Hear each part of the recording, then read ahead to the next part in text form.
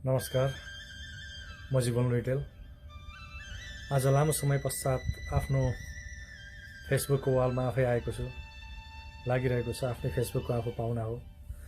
विगत लामो समयदेखि म सामाजिक सञ्जालबाट टाढा थिएँ। कहीँ पनि आफ्नो उपस्थिति थिएन। No Facebook, no Twitter, no YouTube, no blogs, no interviews, कहीँ पनि थिएन। कहीँ कतै आफ्नै दुनियाँमा आफ्नै संसारमा हराइरहेको थिएँ, रमाइरहेको थिएँ। र चाहिँ जुन दिन नेपालमा गएर सिनेमा खेल्नेछु, नेपालमा गएर केही काम गर्नेछु, या नेपालको चाहिँ सामाजिक क्षेत्रमा केही उल्लेखनीय योगदान पुर्याउनेछु, त्यो दिन मात्र आउँला, देख्यौँला भन्ने एउटा चाहना थियो। त्यही अनुसार बसिरहेको थिएँ। तर आज अचानक त्यतिकै केही कुरा गर्न मन लाग्यो, बोल्न मन लाग्यो।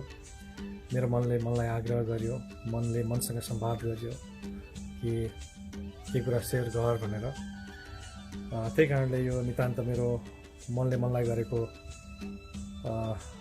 आग्रहको उपज हो, दिमागले मनलाई होइन।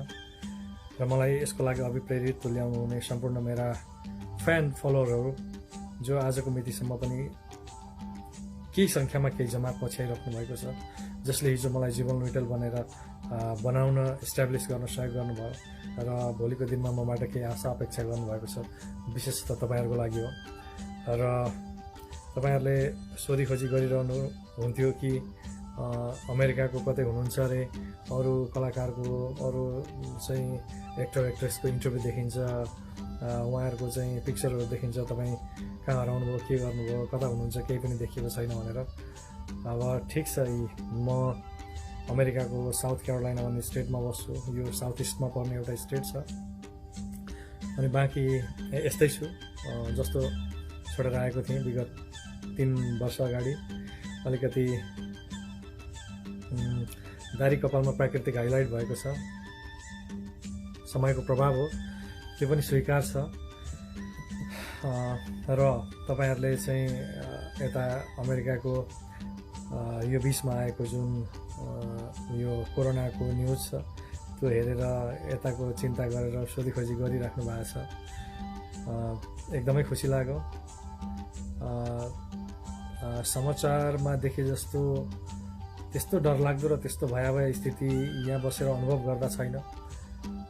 तर अमेरिकाको न्युयोर्क, न्यू जर्सी,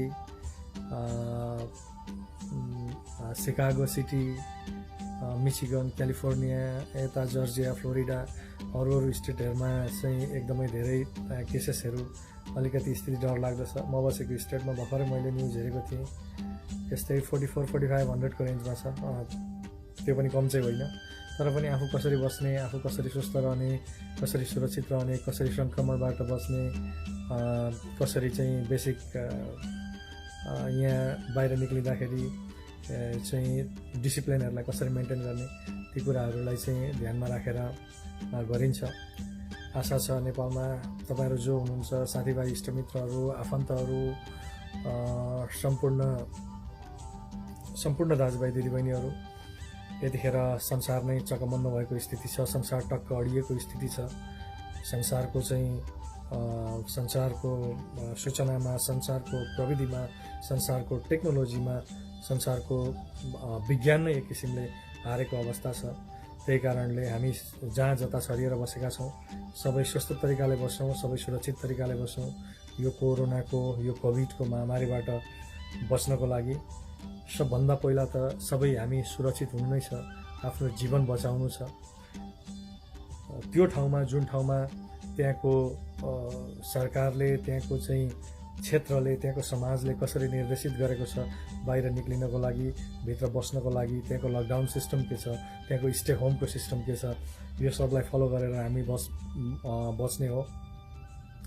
र अहिले भर्खरै मैले नेपालको पनि न्युज हेरेको थिएँ कि नेपालमा पनि यसको सङ्क्रमणको सङ्ख्या बढेर 40-45 कति पुगेको छ।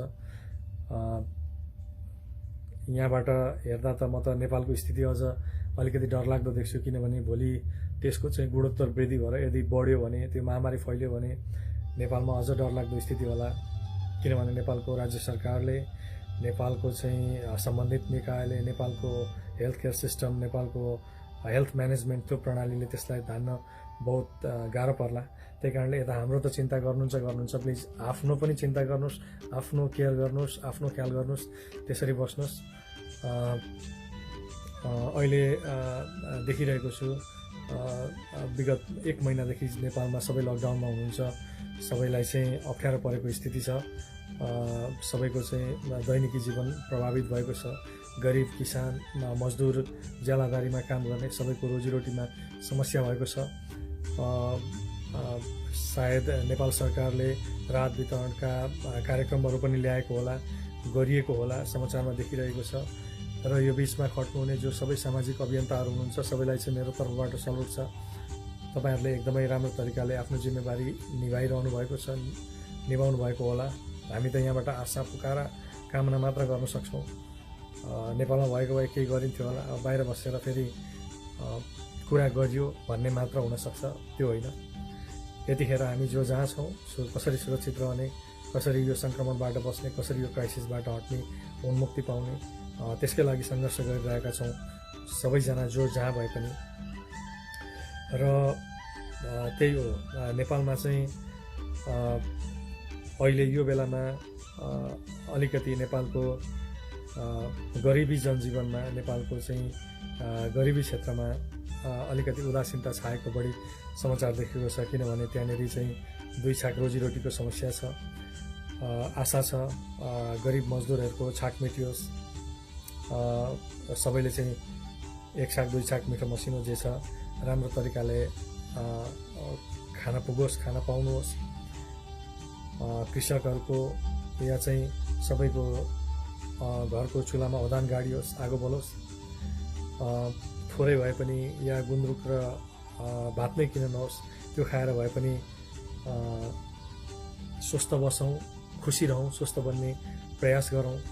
यो समय सबैजना धेरैभन्दा धेरै चाहिँ घरभित्र समय बिताउने भएकोले आफूमा 2-4 मिनट 5 मिनट आफूलाई समय दिनु ताकि यो ध्यानमा केन्द्रित रहौँ। किनभने मानिस धेरै समय घरमा बसेकोले मानिसमा एक किसिमको नैराश्यता, वैराग्यता, आलस्यता या फ्रस्ट्रेसन जे पनि आउन सक्छ। त्यसबाट कन्ट्रोल गर्नको लागि मलाई लाग्छ योग ध्यान नै सबभन्दा बेस्ट चिज हो, जसले तपाईँलाई सकारात्मक भाव, सकारात्मक ऊर्जा प्रदान गर्छ। त्यसरी बसौँ। अब यस्तै छ। अब तपाईँको यस्ता प्रकोपहरू विभिन्न कालखण्डमा आएका रहेछन्। यसो इतिहास हेर्दा 17औं शताब्दीमा पनि ठुलो आएको रहेछ, 18औं शताब्दीमा या विगतको हिस्ट्रीलाई मात्र फर्केर हेर्दा कहिले सार्स बनेर आएको छ, कहिले प्लेग बनेर आएको छ, कहिले HIV बनेर आएको छ। र विज्ञानले त्यसको चाहिँ सल्युसनको उपाय खोजिरहेको छ। आशा छ यो कोभिडको पनि चाँडोभन्दा चाँडो यसको चाहिँ सल्युसन निक्लियोस्, यसका चाहिँ भ्याक्सिनहरू बनाउन् या के हुन्छ यसको चाहिँ चाँडोभन्दा चाँडो यसलाई क्योर गर्ने मेडिसिन आओस् होला। सम्बन्धित निकायले, विश्व स्वास्थ्य सङ्गठनले या अरूले चाहिँ यसमा काम गरिरहेका होलान्। तर आजको अवस्थामा तपाईँ हामी जहाँ छौँ हामीले आफूलाई स्वस्थ भएर बस्नु बाहेक अर्को कुनै चाहिँ विकल्प छ जस्तो मलाई लाग्दैन। अरू कुरा यस्तै हो। त्यही हो, मान्छेले भन्छन् यो चाहिँ अब प्रकृतिमाथि मानवले गरेको विनाशको, मानवले देखाएको चाहिँ मैमत्ता स्वभावको विरुद्ध ईश्वरले रचेको एउटा लीला हो, ईश्वरले गरेको एउटा प्रहार हो, एउटा दैवीय मन्थन हो भन्छन् कोही चाहिँ होइन। यो चाहिँ विश्व हाँक्न दौडेका शक्तिशाली राष्ट्रहरूको या विश्वमा साम्राज्यवादको विस्तार गर्न खोज्नेहरूको, जसले विश्वको मानव सभ्यतामा, विश्वको आर्थिक क्षेत्रमा, विश्वको सामाजिक क्षेत्रमा, विश्वको चाहिँ अर्थव्यवस्थामा आफ्नो हैकम, आफ्नो प्रभुत्व चाहिँ कायम राख्न खोज्छ। उसले चाहिँ त्यसलाई कन्टिन्युटी दिनको लागि एउटा भित्र रचिएको एउटा राजनीतिक षड्यन्त्र हो जुन यो प्रकोप बनेर आएको छ। यस्ता षड्यन्त्रहरू हिजो पनि थिए, आज नै छ, भोलि पनि आउनेछ। यो चाहिँ एउटा क्रिएटिभ चिज हो भनिन्छ। थाहा छैन, आई डोन्ट नो यो अलिक गम्भीरको विषय छ या भोलि समयले भोलि इतिहासले यसलाई पनि उत्खनन गर्ला, यसको रियल फ्याक्टहरू आउला। तर अहिलेको लागि स्वास्थ्य क्षेत्रले के भनेको छ, कसरी स्वस्थ रहने भनेको छ, कसरी खुसी रहने भनेको छ, कसरी सङ्क्रमणबाट बच्ने भनेको छ, त्यसलाई नै ख्याल गर्ने हो। चाहे नेपालमा होस्, चाहे यहाँ होस्, चाहे संसारमा होस्, सबैले चाहिँ एउटा सामाजिक दूरी मेन्टेन गरौँ भनेको छ। त्यसलाई ख्याल गर्ने हो। हेल्दी लाइफ बनाउनेतिर ध्यान दिने हो। यही हो, बेसिक निड्सहरू पुरा गरेर अलिकति डिसिप्लिन लाइफमा बसेपछि सायद चाँडै यो चिजबाट चाहिँ उन्मुक्ति पाइएला, छुटकारा पाइएला, यस चिजको क्योर होला भन्ने आशा छ। ठिक छ, अब भविष्य कसैलाई पनि नलागोस्। अब लागिहाले पनि गिभअप र चाहिँ सरेन्डर गरिहाल्नुपर्ने अवस्था छैन। यसबाट क्योर भएर धेरैजना चाहिँ ब्याक हुनुभएको छ, यसबाट फर्किन सकिन्छ। त्यही कारणले भरिसक नलागोस्, लागे पनि हरेस नखाउँ। अब अरू त्यही हो, अनि हरेस नखाउँ। अब जीवन रहे नै जगत देखिएला। स्वस्थ रहौँ, खुसी रहौँ। आशा छ जीवनमा फेरि पनि उमङ्ग आउँछ।